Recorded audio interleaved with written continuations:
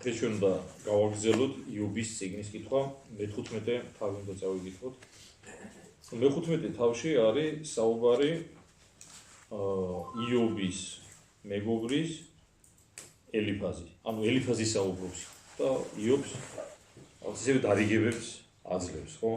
გახსოვთ თქვენ რომ წინა თავებშიც ვისაუბრეთ და ზოგადად იობის წიგნში არის სიუჟეტი შემდეგნაირად, რომ იობს ღვთის დაშვებით რაც განსასწრებით დაატყუება თავს, მაგრამ მასთან მიდიან მეგობრები და ეს მეგობრები ცდილობენ მიზეზი იპოვონ იმისა, თუ რატო არის იობი ასეთ სავალალო მდგომარეობაში. ჩვენ გვახსოვს იობის სიტყვაც იყო ნათქვამი და ახლა წავიკითხავთ ტიპიურ მაგალითს იმისა, თუ როგორ თვითმყოფილი ადამიანი როგორ არიგებს ჭკუას სხვა ადამიანს და ჩვენ ცხოვრებაშიც არის ხოლმე ასეთ სიტყვაც გაიგეთ ალბათ თქვენ რომ სხვის საქმეში ყველა ბრძენია ვიტყვია რა. ნუ ელიფაზის სიტყვა ამისი ნათელი დასტური. ახლა ცოტა ცელით ის არის წავიკითხავ პირველ და მე-16 მუხლის ჩათვლით. ანუ ელიფაზის დამოკიდებულება იობთან თანახმად მოდი წინა თქმას ვთქვათ, როდესაც ადამიანი გაჭირვებაშია, ადამიანური თვალსაზრისით ჩვენ უნდა ვიცადოთ, რომ ადამიანი ვანუგეშოთ ხოსია. პრობლემა რო აქვს ადამიანს.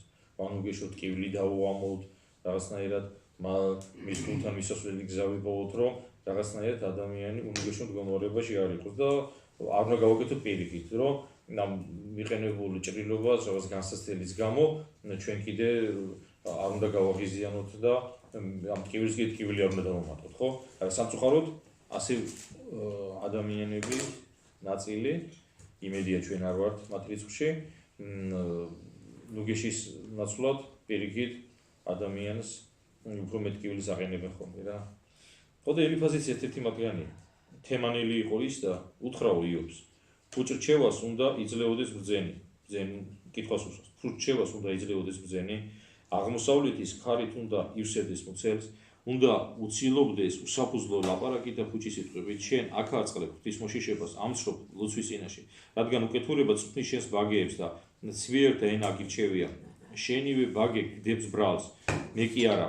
შენი პირი იმოწმებს შენ წინააღმდეგს. ან ფაქტიურად მართალ იობს, რა სიტყვებს ეუბნება მეგობარი, რომელმაც მის ნაცვლად ანუგეშოს იობი. ეუბნება ასეთ სიტყვებს, რომ შენი ბაგეებიო გდებენ ისევე შენ ბრალსო და რატო ახლა? რატო ამბობს ამას ელიფაზი, რომ ნუ ძველი წარმოდგენით ადამიანი თუ არის განსასწრებში, თუ ადამიანია გაჭირვებული, თუ არის ავადმყოფი, ესე იგი ეს არის მძიმე ცოდვების ბრალი, ხო? და ჩვენ ვიცით, რომ ქრისტიანული თვალსაზრისით ასეთი მიდგომა დაუშვებელია რა. იმიტომ რომ შესაძლებელია ადამიანის ცხოვრებაში იყოს განსასწრელი, კონდეს ადამიანის ავადმყოფობა, შეიძლება ადამიანს იყოს დუხჭირ მდგომარეობაში და არ კონდეს შემოსავალი, ეს არის ცოდვის გამო.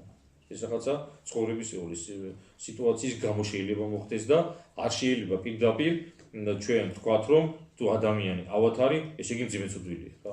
კი ჩვენ ვიცით ზოგადი პრინციპი, რომ ცოდა ავადმყოფობა სიკვდილი, ეს პრინციპია, იმიტომ ყველა ცოდვილები ვართ ასე, ყველა ამ ქვეყნებულ ცხოვრებას დავასრულოთ, როცა იქნება იმედია დიდი ხნის შემდეგ, მაგრამ რო თქვა ახლა მძიმე ავადმყოფი რო გაიგო და თქვა, რომ ეს არის იმის გამო, რომ ის არის მძიმე ცოდვილი, ეს არის დაუშვებელი. ამის თქმა არ შეიძლება არც ერთ ვარიანტში. იობის მაგალითზე ვნახულობთ, იობი იყო საშინელ მდგომარეობაში. ცოცხლად რპებოდა კაცი რა. ხო და ეს არავით არის ცოდვის გამო არ იყო. ღმერთმა დაუშვა, ასე რომ მასში ღმერთი გამდიდებული იყო.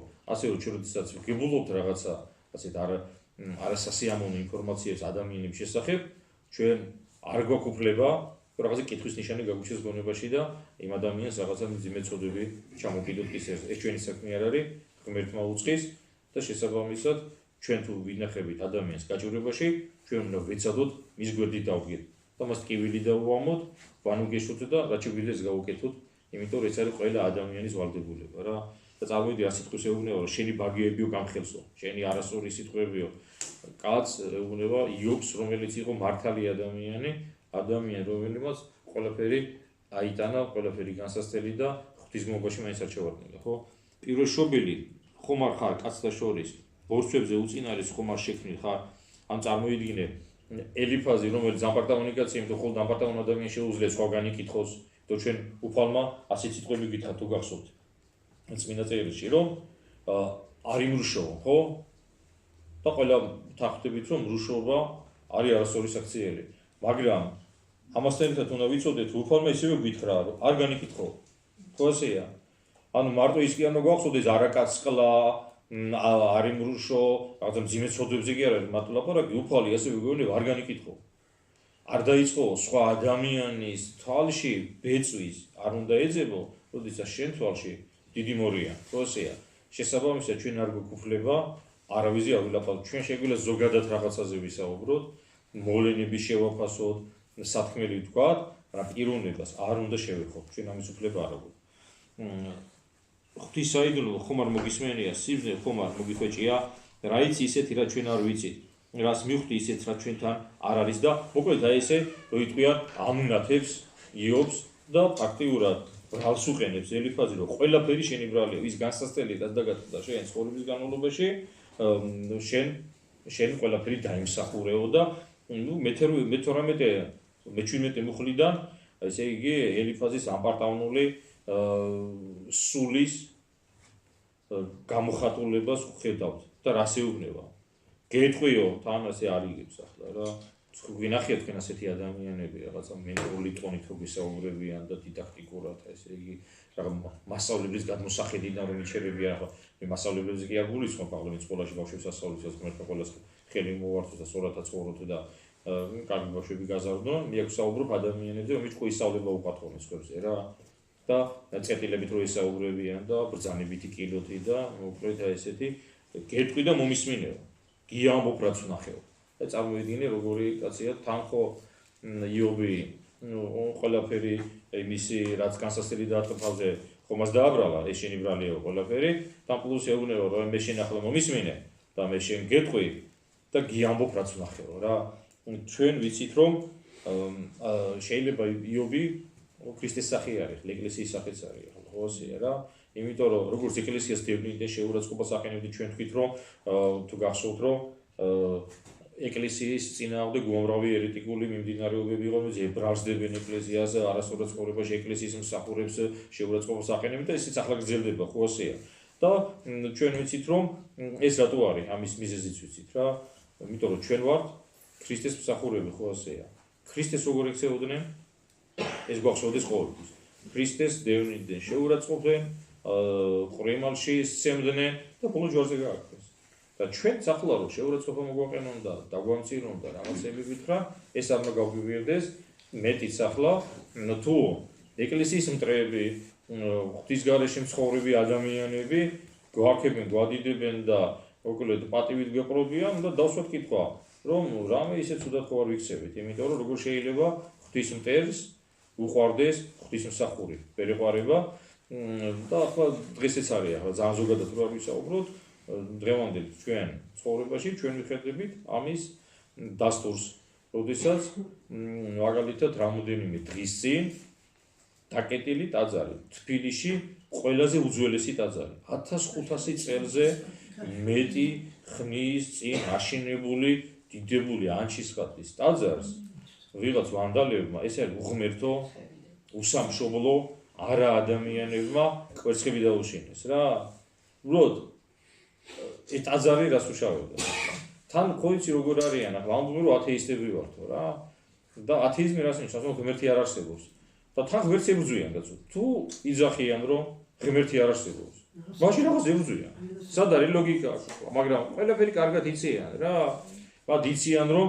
ერთადერთი არსება რომელიც აჩერებს ამ ბოროტებას ერთადერთი არსება რომელსაც უნდა აფხიზლებს ადამიანს არის ღმერთი და ღვთისწინააღმდეგ ბრძოლა ეს არის ბრძოლა ეკლესიის წინააღმდეგ ეკლესიას ებრძვიან და ეს ბრძოლა გაგრძელდება უფლის მეორედ მოსვლამდე ხო და ეს ჩვენ არ უნდა გაგვიგებდეს ეს არის ნათელი დასტური იმისა რომ ჩვენ სწორ გზაზე ვდგავართ ჩვენ არასწორ გზაზე რო ვიდგეთ ანუ ვიქცეოდეთ ისე და ვაკეთებდეთ ისე და ვფიქრობდეთ ისე როგორც ისინი ფიქრობენ მაშინ ჩვენ წინააღმდეგ ბრძოლა არ იქნება რა იმიტომ რომ ჩვენ მათ მხარეს ვიქნებით და მათ მხარეს როცა არ ვარ ხარხა მაშინ ღიზიანდებიან ბრაზდებიან და ესე საშინლად იქცევიან ხო წარმოიდგინეთ დაკეტილ ტაძარს მიაყენეს ტაძარში სადაც არის უამრავი სიწმინდე სადაც ინახებოდა ანჩისხატის დიდებული ხატი იქ არის ასევე დაბრძანებული მუსლიმთაგან წამებული წმინდანი დოსითეუსი რომელიც მეტიხის ტაძრიდან გადააგდეს დიასამიძე იყო გვარად და უდიდესი უძველესი ტაძარი თბილისისა. და საქართველოში ერთ-ერთი გამორჩეული ულამაზესი ბაზილიკა. და მივიდნენ დაკეტილ კარით ტაძარს ესეთი რაღაცა გაუწევდეს რა. ასე რომ ჩვენ ახლა არ გვიგვირს ეს, იმიტომ რომ ქრისტეს დევნიდნენ, ჩვენც აგვდევნიან, ხო? მაგრამ ახლა ერთი რამეც უნდა ვიცოდეთ, ის სიტყვები ახლა რაც წავიკითხეთ, რასაც წავიკითხია, შემდეგ შეგიძლია თქვენ წაიკითხოთ. ელიფაზის სიტყვებში ყველაფერი სიცრუე კი არ არის. იმიტომ რომ თქვენი იცით რომ აბსოლუტური სიცრუე არის ეშმაკი. ელიფაზის სიტყვებსაც რო დავაკვირდეთ, აქაც არის რაღაცა სინამდვილე. აი მაგალითისთვის მაინც რო წავიკითხოთ ახლა ელიფაზი მე-14 მუხში ასე სიტყვებს ამბობს. რა არის კაცი, რომ სუფთა იყოს, ან მართალი იყოს დიაცის ნაშობი და მართლაც ახლა დედამიწაზე არ არსებობს კაცი, რომელიც იყოს უცოდველი, არ არსებობს რა. ერთადერთი, რომელიც მოვიდა როგორც კაცი, რომელიც იყო სრული კაცი, სრული ღმერთი, ჭეშმარიტი კაცი, ჭეშმარიტი ღმერთი, ეს იყო იესო ქრისტე, რომელიც მიიღო კაცური ბუნება და იცხოვრა ამ ქვეყანაზე და 33 წლისათვის ჯვარზე გააკრა. ერთადერთი, რომელიც იყო უცოდველი, დანარჩენი კაცთა მოდგმაში, ყველა ადამიანი ცოდვის ბიძით დაიბადა. პირველ ხნელი ცოდვით დაიბადა ყველა ადამიანი. რა თქმა უნდა, იყვნენ გამონაკლისებიც, რომელიც მხოლოდ ამ ცოდვით იყვნენ აღბეჭდი, მაგალითად, ყოვლადწმინდა ღვთისმშობელი ჩვენიცით დაიბადა ჩვეულებრივად, მას ჰქონდა ადამიანის ცოდვა, ისიც იღებდნენ ხსნერს, მაგრამ მას პირადი ცოდვა არ ჰქონია. და დანარჩენი კაცობრიობა ყველა ცოდვილებია. ანუ ელიფაზის ნათქვამშიც არის რაღაც გარკვეული ადგილები, სადაც ის სიმართლეს ამბობს. მაგრამ ჩვენ ვიცით, რომ ადამიანები, რომლებიც ჩვენ გვატყუებენ, რომლებიც ჩვენ გვებრძვიან, ჩვენში გულისხმობთ ახლა მორწმუნე ადამიანებს ეკლესიას ებრძვიან, ზოგ სიმართლეს ამბობენ და ტყუილსაც ესე ტყუილისა და სიმართლის ნაზავი არის ახლა. იმიტომ რომ აბსოლუტური ტყუილის ლაპარაკი რო დაიწყოს ადამიანო, ყველა მას მოერიგება რა. ამიტომ მეშმაკმა იცის, რომ მართალსა და ტყუილის ნაზავით ადამიანს ახლა მოკლედ მოხიბლავს, მოიმუშაკებს და მერე ყოფავს ხواسია რა. და მოკლედ ელიფაზი ესეთი ამპატოლის სულით ასეთ რაღაცას ამბობს მხოლოდ როგორც ბას ჩამოგლეჯენ ყვახე ყურძენს და სეთისხილი დააბერტყავენ ყვავილს, რადგან ბერწია უხდო და საკრებულო და ცეცხლი შეჭამს მეკრთამე და კავრებს მოცალოდო ტანჯვა და დაიბადა სიავე, ახლა მუცელი მათ სიცრუეს ამზადეს. მოკლედ თვითონ როგორც წარმოაჩენ თავს, რომ ყველაფრის მწოდნე მართალი ადამიანი, მართალი მსაჯული და ბრალს უყენებს, იობს რომ ყველაფერი შენი ბრალი, ანუ პირველად ეუბნება რომ შენ არაფერი არ იცი, ფაქტიურად ასე გამოვიდა პირველ ნაწილში, 16 მუხლით ჩავთვლი და მე ეუბნება მე ახლა მე მომისმინეო რა და მე ყველაფერს გეტყვი და ყველაფერი ისე გააკეთებ. აი ეს არის სახე ელიფაზი ადამიანებისა, რომლებიც ახლა ცდილობენ რომ შეურაცხყოფა მიაყენონ, დაამონათონ, დააკნინონ, მიწასთან გაასწორონ ღვთის რჩეული ერი, მართლმადიდებელი. ეს არის ახლა კაცობრიობის წინააღმდეგ ბრძოლა და კაცობრიობაში ახლა მართალ ადამიანთა საკრებულოს, რომელსაც მართლმადიდებელი ეკლესია ჰქვია, ებრძოდა ეშმაკი, ებრძვის და ეს ბრძოლა ბოლომდე გაგრძელდება. უბრალოდ ჩვენზეა დამოკიდებული, თუ როდის მოვა ჟამი მეორედ მოსვლისა. ჩვენზეა დამოკიდებული, თუ ჩვენ ვისხორებთ სწორად, ვებრძოლებით, შევებრძოლებით ცოდვას, ვეცდებით რომ ის საქმე რაც ღვთისგან ჩვენ გვავალია, კეთილსინდისიერად შევასრულოთ, უბალი ამ დრო და ჟამს გადაწევს და ღმერთმა ამისი ძალა მოგცევს თითოეულ ჩვენთაგანს. ელიფაზის ამ მონოლოგის წაკითხვის შემდეგ ჩვენ ერთი დასკვნა შეიძლება გავაკეთოთ, რომ ჩვენ არ გვაქვს უფლება ვინმე გავიკითხოთ და ვინმეს მითითებები მივცეთ და არ უნდა გქონდეს შეგრძნება რომ სრულყოფილი და გვაქვს უფლება სხვებს ჭკუა დავარიგოთ რა. ერთი ესე იგი პრაქტიკული რჩევა მხოლოდ იმ შემთხვევაში უნდა დააფიქსირო შენი პოზიცია, იმ შემთხვევაში უნდა დაარიგო ადამიანს, თუ ადამიანს შენ შეგიკითხებაო რა. საკუთარ შვილსაც თუ ის რამეს არ შეგიკითხება, არ უნდა დაუწყო ჭკუის დარიგება. ახლა სრულწლოვანებამდე ჩვენ გვაქვს ვალდებულებაც, რომ ვასწავლოთ ჩვენ შვილებს რა არის სწორი და რა არის არასწორი, დავაყენოთ სწორ გზაზე, მაგრამ როდესაც ისინი გახდებიან სრულწლოვნები, ჩვენ უკვე წესით უფლებაც აღარ გვაქვს, რომ მათ ახლა ესეთი დიდაქტიკური და მენტორული ტონით ვესაუბროთ და რაღაცები ვაკეთებიოთ. ვერ გავაკეთებიებ, პირიქით უფრო მეტად დავაშავებთ ამით. ასე რომ ღმერთმა მოგცეს სწორად განშის და სწორად ცხოვრების ძალა. ამინ.